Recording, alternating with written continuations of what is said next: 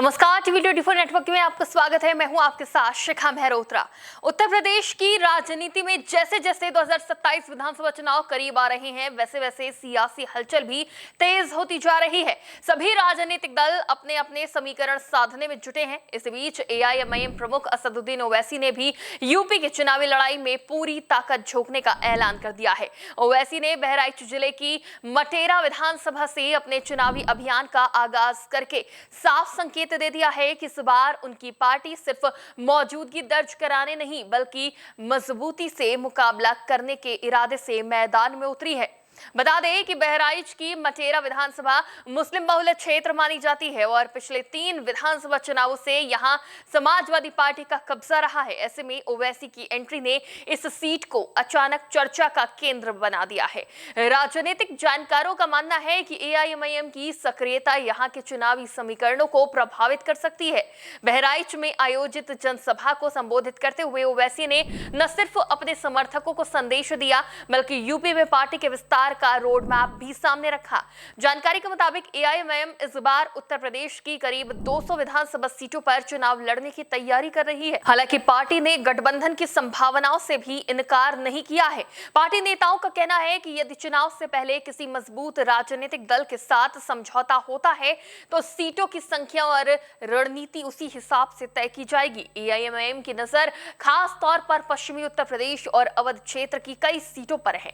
बहराइच, बलरामपुर और बस्ती जैसे जिलों में पार्टी अपनी पकड़ मजबूत करने की कोशिश कर रही है। इन इलाकों में मुस्लिम मतदाताओं की अच्छी संख्या है जिसे पार्टी अपने पक्ष में करने का प्रयास कर रही है। इस बार एआईएमआईएम की रणनीति पहले के मुकाबले काफी अलग दिखाई दे रही है। पार्टी केवल मुस्लिम वोटों पर निर्भर रहने के बजाय दलित मुस्लिम गठजोड़ बनाने की दिशा में भी काम कर रही है। राजनीतिक जानकारों की माने तो पार्टी नेतृत्व बहुजन समाज पार्टी के साथ संभावित गठबंधन की संभावनाओं पर भी नजर बनाए हुए है। अगर भविष्य में ऐसा कोई गठबंधन होता है तो ये उत्तर प्रदेश की राजनीति में एक बड़ा बदलाव साबित हो सकता है और कई सीटों पर नए समीकरण पैदा कर सकता है। चुनावी तैयारियों को मजबूत बनाने के लिए एआईएमआईएम ने पूरे उत्तर प्रदेश को 4 जोन में बांट दिया है और विधानसभा स्तर तक प्रभारियों की नियुक्ति भी कर दी गई है। इससे साफ है कि पार्टी इस बार संगठनात्मक स्तर पर भी मजबूत तैयारी के साथ आगे बढ़ रही है। अगर पिछले चुनाव की बात करें तो 2022 विधानसभा चुनाव में एआईएमआईएम ने 95 सीटों पर उम्मीदवार उतारे थे। इनमें 19 गैर मुस्लिम उम्मीदवार भी शामिल थे।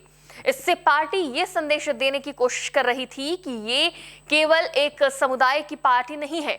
अब 2027 के चुनाव से पहले पार्टी अपनी पहुंच और प्रभाव दोनों बढ़ाने की कोशिश कर रही है। वहीं दूसरी तरफ समाजवादी पार्टी ने एआईएमआईएम के इस अभियान पर तीखी प्रतिक्रिया दी और सपा नेताओं का आरोप है कि ओवैसी और उनकी पार्टी केवल चुनाव के समय उत्तर प्रदेश में सक्रिय दिखाई देते हैं और मतदान खत्म होते ही जनता के मुद्दों से दूर हो जाते हैं। सपा का ये भी कहना है कि एआईएमआईएम के चुनाव लड़ने से धर्मनिरपेक्ष वोटों का बंटवारा होता है जिसका फायदा अंततः भारतीय जनता पार्टी को मिलता है। हालांकि पार्टी इन आरोपों को खारिज करती रही है और एआईएमआईएम खुद को मुस्लिमों, दलितों और पिछड़े वर्ग की आवाज बताती रही है। यहाँ अब सवाल यही है कि क्या ओवैसी की बहराइच से शुरू हुई ये चुनावी हुंकार वास्तव में यूपी की राजनीति में कोई बड़ा बदलाव ला पाएगी या फिर ये केवल चुनावी चर्चा तक सीमित रह जाएगी। फिलहाल इतना तय है कि 2027 का विधानसभा चुनाव जैसे जैसे नजदीक आएगा वैसे वैसे राजनीतिक समीकरण और भी दिलचस्प होते जाएंगे। अब जनता